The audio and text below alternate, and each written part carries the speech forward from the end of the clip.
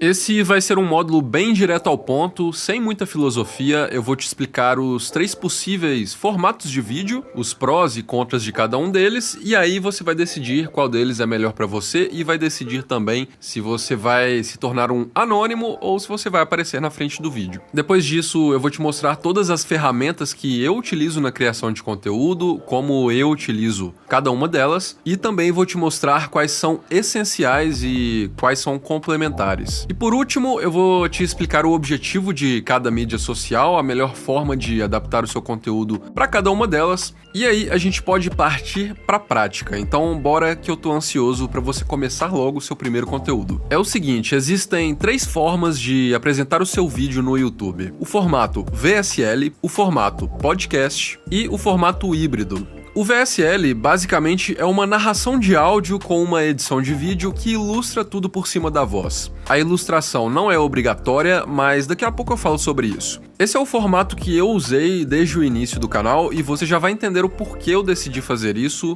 Aqui basicamente você não precisa aparecer na frente da câmera, não precisa se preocupar com o cenário e não precisa nem revelar a sua identidade se não quiser. Já no formato podcast, você vai precisar aparecer na câmera, vai precisar se preocupar com o cenário, mas em contrapartida a edição de vídeo pode ser a mais simples possível. Você vai basicamente cortar os erros de gravação ou, dependendo da sua desenvoltura, nem isso você vai precisar fazer. E tem o formato híbrido, que é uma mistura entre esses 2 primeiros. Agora eu vou te explicar quais são os prós e contras de cada um deles, começando pelo formato VSL. Aqui você tem os seguintes benefícios. Primeiro, a gravação é muito mais fácil, já que você pode literalmente ficar olhando para qualquer tela enquanto lê o seu roteiro, sem precisar ficar se preocupando em parecer natural. Os cortes de erros de gravação também são muito mais simples aqui de serem feitos, porque aqui você não precisa se preocupar em falar muitas frases sem errar. Você pode literalmente cometer um erro de gravação a cada 5 segundos, sei lá, e ninguém vai perceber porque você tá cortando só o áudio e não tem uma imagem sua na tela evidenciando que esse corte foi feito, entendeu? Você pode gravar de cueca em casa, pode pausar a gravação na metade e continuar no dia seguinte, e se você perceber que precisa mudar alguma frase depois que o vídeo já estiver sendo editado, depois que ele já tá pronto, dá pra fazer isso sem que ninguém perceba que aquela parte do roteiro ali foi modificada.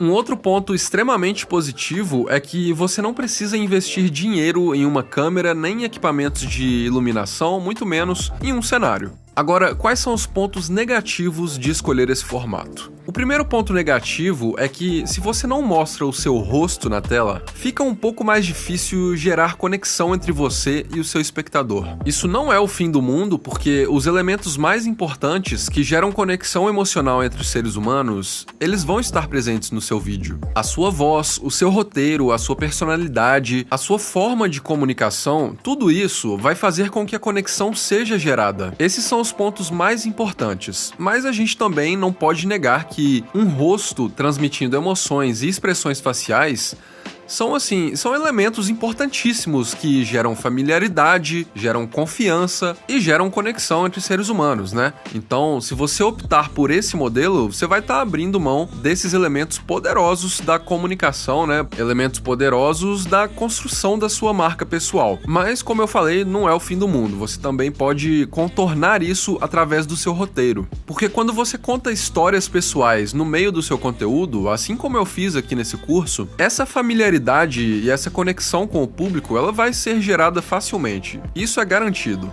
Um outro ponto que eu considero ser negativo é a desaceleração da produtividade e da frequência de postagem do seu conteúdo. Porque aqui existem 3 níveis de dificuldade na edição do seu vídeo. O primeiro nível eu não aconselho, mas se você quiser, você pode começar assim tranquilamente. Eu já vi canais pegando até 100 mil inscritos fazendo isso. Você vai basicamente ligar o foda-se pro seu vídeo. É isso, você coloca uma imagem estática por cima da voz e pronto, vídeo finalizado. Eu não aconselho fazer isso porque você tá usando o YouTube, que é uma plataforma de vídeos. E fazendo isso você não vai estar explorando o máximo potencial dela. As pessoas vão consumir o seu conteúdo com um fone de ouvido enquanto realizam outras tarefas. E não tem nada de errado com isso, mas quando você consegue fazer com que a pessoa pare tudo o que ela tá fazendo para de fato assistir o seu conteúdo, a sua mensagem é absorvida com muito mais facilidade e cada view que você consegue vale 10 vezes mais do que uma visualização de alguém que tá, sei lá, lavando a louça ou dirigindo em um trânsito caótico enquanto consome o seu vídeo. O segundo formato de edição vai te dar um pouco mais de trabalho, mas ainda assim vai ser super simples e vai te trazer resultados muito melhores. Aqui você vai fazer o seguinte, você vai pegar vários takes diferentes da Envato ou de qualquer outro banco de vídeos, vai criar uma estética padrão de cores, textos e estímulos visuais que o seu público vai conseguir reconhecer quando abrir um vídeo seu. E basicamente você fica alternando entre essas imagens. Esse vídeo que você tá vendo aí na tela agora é de um canal chamado Corvo Seco. Esse canal faz isso muito bem, cara. Ele criou a própria estética e eu arrisco dizer que a edição de cada vídeo dele não demora mais de 1 hora para ser feita.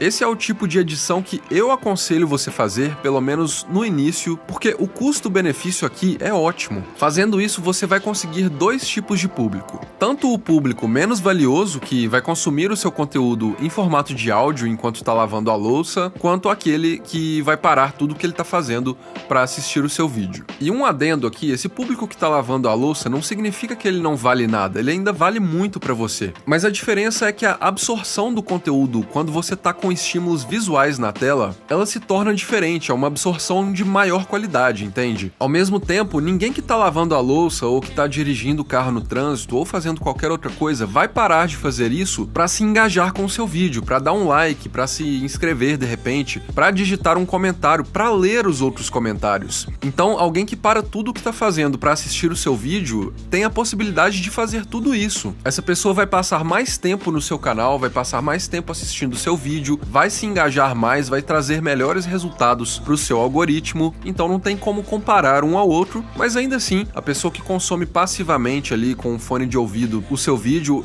ela ainda é muito valiosa para você. E o melhor benefício desse tipo de edição, na minha opinião, é que você vai conseguir postar com uma frequência muito boa, já que a edição vai ser simples. E qualquer um é capaz de aprender a fazer uma edição desse tipo no primeiro dia fazendo o meu curso Editor Zen. E só lembrando que isso aqui não é nenhuma propaganda, tá? Até porque esse curso aí é gratuito. Agora, o terceiro tipo de edição de VSL, aí já é outro nível de jogo, já é um salto tanto em qualidade quanto em dificuldade no seu conteúdo. É o que eu faço no meu canal e eu acho que eu não preciso explicar muito como funciona, porque além de você já entender assistindo os meus vídeos, dentro do meu curso Editor Zen, você também entende o que tem por trás dos bastidores dessa técnica. Esse tipo de edição é capaz de te trazer os melhores resultados, porque ele vai literalmente hipnotizar o seu público. A edição é muito bem trabalhada e demora muito para ser concluída. A gente gasta aí, em média, 3 horas de trabalho para cada minuto de vídeo editado. Isso significa que a frequência de postagem vai diminuir bastante, mas em contrapartida, abrir mão de quantidade por qualidade quase sempre é uma troca que vale a pena. Porque aqui o seu público percebe que você é um canal diferenciado. Toda vez que aparecer uma notificação de um novo vídeo seu na tela dos seus inscritos, eles vão parar tudo o que estão fazendo, se livrar de todas as distrações para consumir o seu conteúdo. Isso é extremamente poderoso, mas eu reconheço, esse modelo de vídeo realmente não é para qualquer um, e apesar de você ter condições de fazer isso depois de concluir o meu curso Editor Zen, se você nunca criou conteúdo na vida, eu não aconselho começar por aqui. Na verdade, eu aconselho que você comece primeiro a ganhar dinheiro com um formato bem simples de vídeo e depois, cara, contrate um editor profissional para fazer isso para você. Isso vai te dar agilidade e vai te livrar de muita dor de cabeça. Uma outra opção é você arrumar um sócio que vai ficar por conta disso. Isso, inclusive, é o que eu faço. Apesar de eu já ter editado vários vídeos do meu canal, hoje em dia eu já não faço mais isso. Eu tenho 2 sócios e os 2 editam.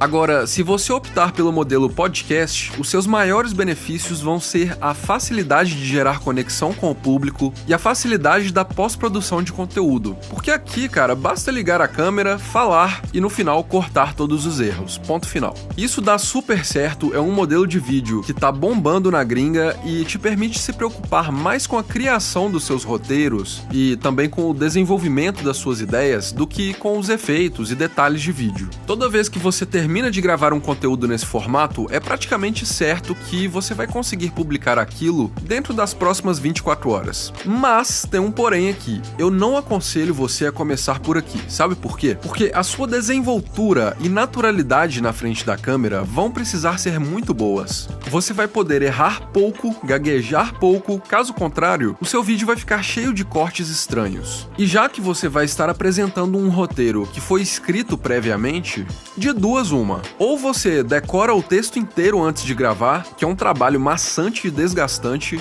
ou você utiliza um equipamento chamado teleprompter. Esse equipamento passa um texto na sua frente enquanto você grava, mas para utilizar o teleprompter, você vai precisar praticar muito, porque não é uma tarefa muito fácil ler o texto com naturalidade sem transparecer a leitura. É por isso que esse modelo geralmente é usado por youtubers mais experientes que já criam conteúdo há algum tempo. Então, se você quer aparecer na frente da câmera, eu aconselho que você comece pelo modelo híbrido. No híbrido, você vai escolher entre um dos tipos de edição do vídeo VSL que eu te expliquei, mas ao invés de ilustrar o tempo inteiro da gravação com textos, imagens e takes, você vai alternar isso com inserções da sua imagem na frente da câmera. Dependendo da sua desenvoltura e da sua experiência na gravação do modelo podcast, você vai poder decidir a medida certa dessas aparições. Você pode fazer 90% do vídeo em formato VSL e 10% em formato podcast. Ou não, você pode fazer o contrário se quiser. Isso vai depender de você. Assim, a sua edição fica mais fácil e rápida, afinal de contas, algumas frases são extremamente difíceis de ilustrar no modelo VSL, então,